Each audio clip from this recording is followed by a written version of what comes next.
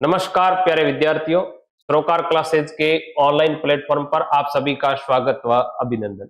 आज एक और सूचना लेकर मैं आपके सामने आया हूं, वो है वीडियो भर्ती परीक्षा की संपूर्ण जानकारी। देखिएगा प्रिय विद्यार्थियों, ग्राम विकास अधिकारी भर्ती परीक्षा जिसका विज्ञापन जारी हो चुका है, वीडियो विलेज डेवलपमेंट ऑफिसर का विज्ञापन जारी हो चुका है।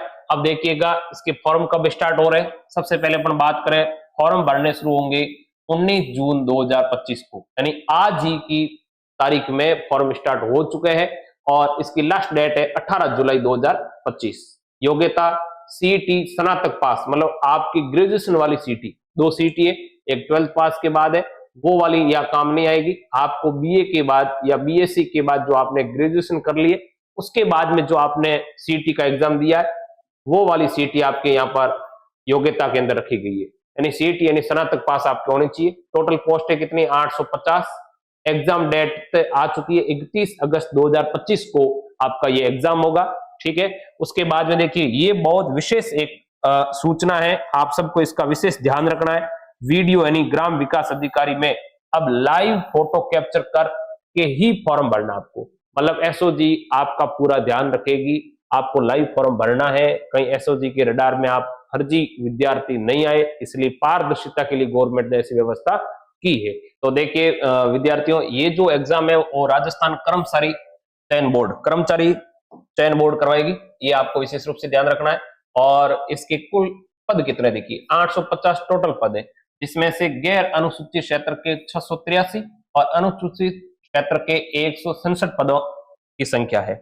अब अपन बात करें कि यहाँ पंजीयन शुल्क की, तो पंजीयन आपको ओटीआर करवाना पड़ेगा, यानी वन टाइम रजिस्ट्रेशन आपको सबसे पहले करवाना है। यदि आपने नहीं करवाया है तो ओटीआर जरूर करवाएं। ओटीआर होने के बाद में देखिए फॉर्म स्टार्ट हो गए 19/6 को, यानी 19 जून को स्टार्ट हो गए और लास्ट आपके 17 जुलाई तक रात्रि के 12 बजे से जस्ट 1 मिनट पहले यानी 11:59 तक आपके फॉर्म भरे जाएंगे। उसके बाद अपन बात करें प्रिय विद्यार्थियों, तो आपको ध्यान रखना कि परीक्षा का जो आयोजन है वो कब होगा, 31 अगस्त को होगा, ऑफलाइन मोड पर होगा।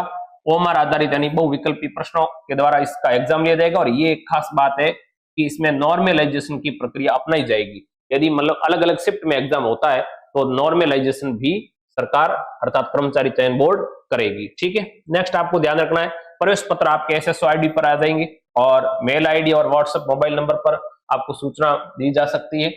इसके अलावा देखिएगा, अब सिलेबस की बात करें, क्या क्या सिलेबस रहेगा, तो सबसे पहले टोटल क्वेश्चन कितने, 160, नंबर कितने, 200 और 3 घंटे का टाइम दिया जाएगा। ये विशेष रूप से आप ध्यान रखना, क्वेश्चन की संख्या 160 है और आपके नंबर जो है वो 200 है।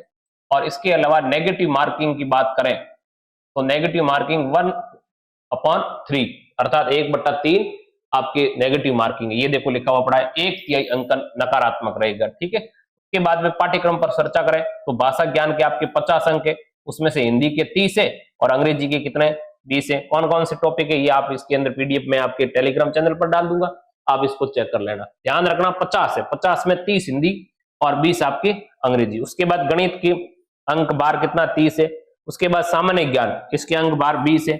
इसके अंदर सामान्य ज्ञान में 2 पोर्शन किया हुआ है, एक समसामयिक यानी करंट और एक सामान्य विज्ञान, जिसके 10-10 क्वेश्चन है दोनों के। ठीक है, उसके बाद देखिएगा अपन आगे बात करें तो ये चौथा पोर्शन आपके दिया हुआ भूगोल है प्राकृतिक संसाधन, इसका अंक बार भी 30 अंक का है। राजस्थान के संदर्भ में कृषि एवं आर्थिक विकास, ये भी 30 अंक का है। राजस्थान संस्कृति, राजस्थान का इतिहास, ये भी 30 अंक का है।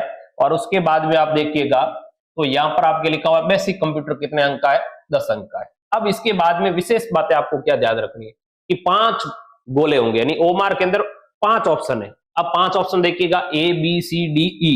अब हर एग्जाम के अंदर 5 विकल्प हो चुके हैं, ध्यान रखना।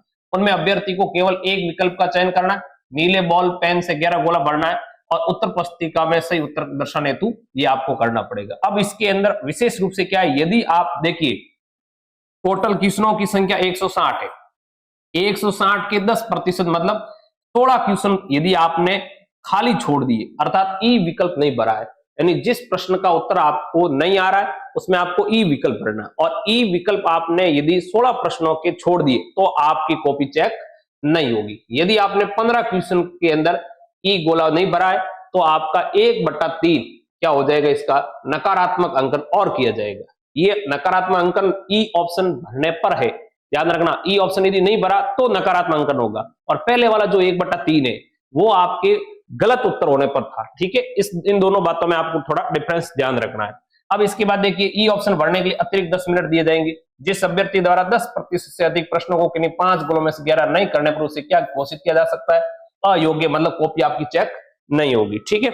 उसके बाद में देखिएगा, अभ्यर्थी को कार्बन प्रति अपने साथ ले जाने की अनुमति रहेगी। परीक्षा के अंतिम परिणाम जारी होने की संपूर्ण प्रक्रिया पूर्ण होने तक सुरक्षित रखनी होगी। बोर्ड द्वारा जब भी मांगी जाए इसको प्रस्तुत करनी होगी, यानी आपके कोई भी प्रश्न है, उसके ओमार भरने के संदर्भ में कोई प्रश्न है, तो आप उसको ओमार की कार्बन कॉपी को सुरक्षित रखें। इसके माध्यम से हम किसी प्रकार से कर्मचारी चयन बोर्ड के अंदर आपत्ति लगा सकते हैं। ये आपको संपूर्ण जानकारी इसके अंदर है, और ये जो वेबसाइट है www.rssb.rajasthan.government.in पर सभी सूचनाएं आपको दी जाएगी। धन्यवाद।